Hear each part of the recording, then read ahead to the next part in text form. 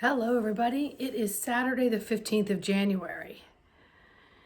So, going in and out of that stagnation, in and out of that good, bad, and different kind of days, going with the flow, waiting around for light bulbs to go off, codes and activations within the body, messages to come down, and boom, switches on, and we're ready to go. And as much as that sounds awesome, we have to go through this ebb and flow and stagnation and good, bad, and indifferent days. And many of us are having dreams coming up. And last night I had the most bizarre walking through this dream insanity. So first, I found myself waking up in this bed facing a giant ass domestic cat. And I knew as soon as I opened my eyes that something was wrong with that cat, and he was violent. And no matter what I was going to do to move myself out of harm's way, I was going to get injured. So I decided that I just needed to make it quick and just get out of the way. Well, the cat lit into my cheek and literally bit off part of my cheek. And as I rolled over, it literally clawed my back, but not like cat scratches, almost like much sharper claws. Once I got up and I was out of the way and had all of that going on, I was talking to someone about it, and then I look down and I see two cats. The mean ornery SOB that just bit and clawed me, and another one. And they were forehead to forehead. And as one moved a little to the left, the other moved to the left, and the other. So it's almost like they were forehead to forehead trying to figure it out.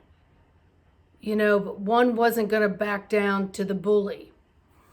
And then next thing I know, I'm out and about in places with people I hardly know at all that were like my besties and whatever. But during this whole night that this was going on, I would wake up in my real life bed. And I would see my orbs and my beings there, and I would go, okay. And I was able to doze back off and go into more and go into more and go into more. So then when I awakened this morning to go to my retail job, and I could tell there was an energy shift because I became very sensitive, like teary-eyed sensitive, like I just needed to cry. But you can't do that in the middle of putting your mascara on, going to a cosmetic retail job. That's not gonna work. So it's not that I stuffed it, I allowed it to just pass. And then I asked my guides, am I supposed to go into this information? And I was told no. I also asked, was this a timeline where maybe I was another fractal of myself living this? And I kind of got a no. And I asked, was this a past life type thing working its way out? And I kind of got a little bit of a yes. And then I just be with it. Don't overthink it. If there's more information to come to you, it will come to you. And that's sort of how I have dealt with most of my dream stuff anyway, is if I'm meant to know, you're going to bring it to me. And if I'm not meant to know, me asking a million times for clarification is just falling on deaf ears. And so I have to get out of my own way and just allow things to go and trust that I'm going to be shown. So many of us are just going through this stuff. So later on my way to work, I happened to stroll through something and it said all this massive energy came in during the night and it was going to take a couple days to integrate. See, I don't need to know these things because my body tells me what is happening. So I don't need to reach outside of myself to find confirmation. And I wasn't, but I found it. And it was just like, yeah, but this has gone on all my life. But really only in the last couple of years have people been reporting, what is it, the Schumann and, seeing energy coming in and all this other stuff, that more people are using the platforms of social media to share energy changes. But anyway, I always know it in my physical body. And I also know it by the way it triggers any of the emotional body and then how I might feel through all of that. And again, as much as it is a collective journey, it's an individual journey, because the collective becomes stronger as each individual sheds and becomes stronger and can sift through the energy without using as much of the logical mind and overriding a lot of the feelings and the creativity and the ebb and flow of the right. So don't overthink too many things. Allow things to just be and to trust and to stand firmly in that. So on my way home, I stopped my little sacred space and it was just too cold to go to my little spot, put a towel down. So I stood and just pulled in the columns of light through my body and into Mother Earth, mixing with Mother Earth and coming back up through my body and out, calling on Holy Mother, Holy Father,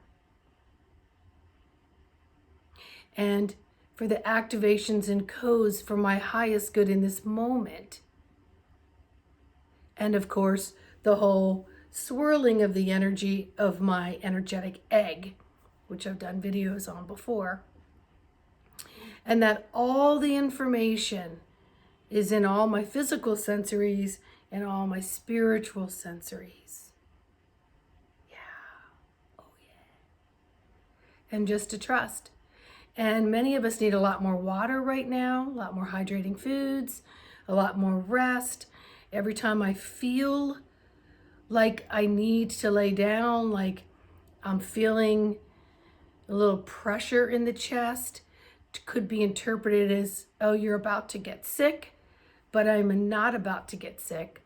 I'm just letting little hairballs of congestion throughout the body find its way out in whatever orifice it chooses, and allow myself to honor and respect the process in this sacred way and to lay it all down. And sometimes I got to get the heating pad out.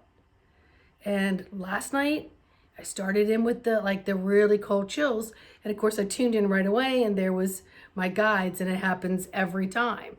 So the more energy that comes closer, temperatures can fluctuate.